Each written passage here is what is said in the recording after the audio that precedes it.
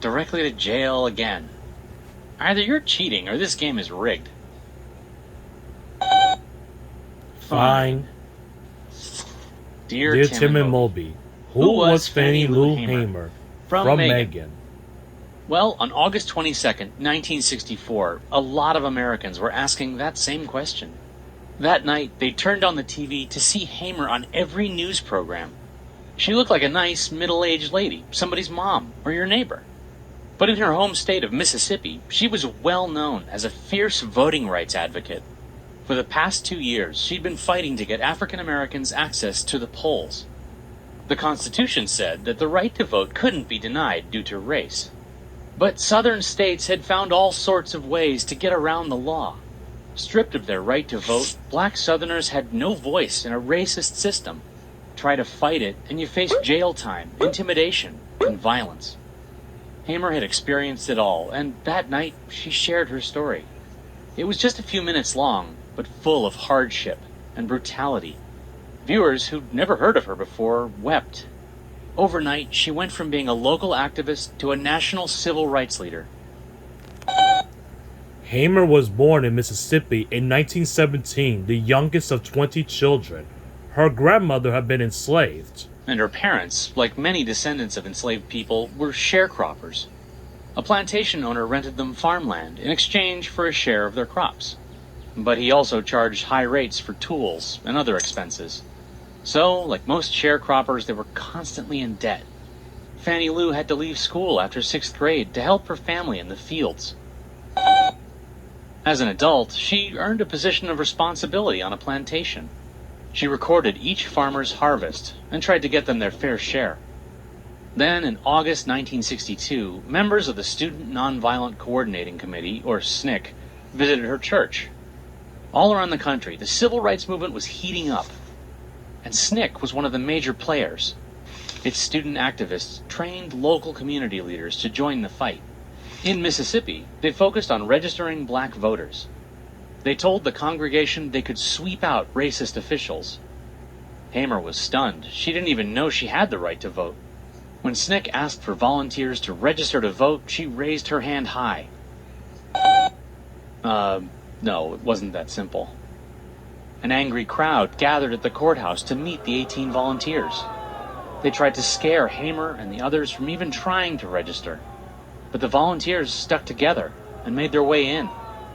Inside the courthouse, the clerk was no more welcoming. He demanded the group pass a test before registering. They were asked to explain a legal clause about ex facto laws. But yeah, that was the whole point of literacy tests. To be nearly impossible to pass, so clerks could refuse anyone the right to vote. They could also demand a poll tax, a fee meant to discourage would-be voters. No surprise, all the SNCC volunteers failed the literacy test.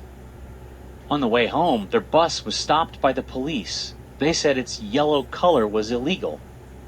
Hamer sang to keep the group's spirits up until they were let go. That night, she was fired from her job and evicted from her home. The plantation owner had heard about her attempt to register. A few nights later, someone shot at the house where she was staying. Afraid for her children, Hamer considered leaving town for good. But she couldn't convince herself to leave the place her parents helped build. She rented a house from a neighbor and took a job with SNCC. Hamer's home became a gathering place for volunteers and civil rights leaders. Among them, she stood out. She wasn't male, young, well-educated, or middle class. She knew what poor black families endured because she'd lived it. That first-hand experience made her a powerful speaker. She would often break into song to motivate crowds. Before long, she was as well known for her singing voice as her activism. But her growing influence made her a target for racist attacks. She got threatening letters and phone calls, and her husband lost job after job. Someone even threw a bomb at her house, though luckily it failed to explode. Then, in June 1963, Hamer and 6 fellow activists were arrested. They tried to eat at a whites-only diner. Local police held them for 3 days, beating and torturing them. Hamer's kidneys were permanently damaged, and she lost sight in one eye. Hamer and other activists realized that local authorities weren't going to change unless they were being to. forced to. So in 1964, they started a massive voter registration drive called Freedom Summer. It brought hundreds of mostly white college students down to Mississippi. They went door to door, registering black voters. It was dangerous work. 3 volunteers were murdered in the first week. The nation could no longer ignore what was happening in Mississippi. For the rest of the summer, stories of beatings and shootings made headlines around the country. Then, at the end of August, Hamer and other activists went to Atlantic City, New Jersey. That was the site of the Democratic National Convention, the big event where the party chooses its nominee for president. Each state sends a group of people to cast the official vote. And no surprise, Mississippi's representatives were all white. Hamer's group was there to challenge their authority. Since the state excluded black voters, they said the delegation was illegal. They were Mississippi's true representatives, and they had the voter registrations to prove it. Their protest caused an uproar, and Hamer was given us a lot to speak. Before a national audience, she described what she had endured simply for trying to vote. Being threatened and shot at by fellow citizens, being beaten by the police. She challenged the nation to consider its own values.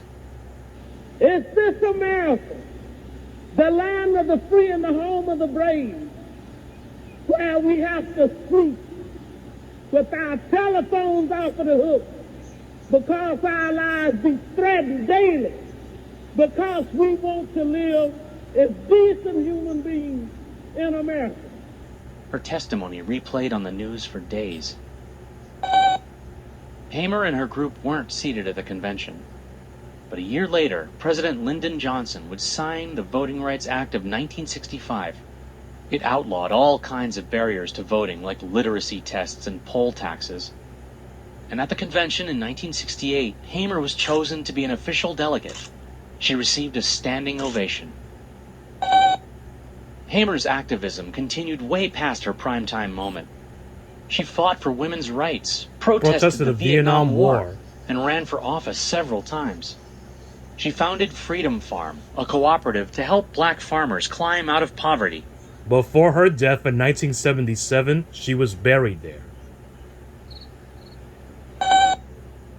Yeah, I guess it is your turn to roll.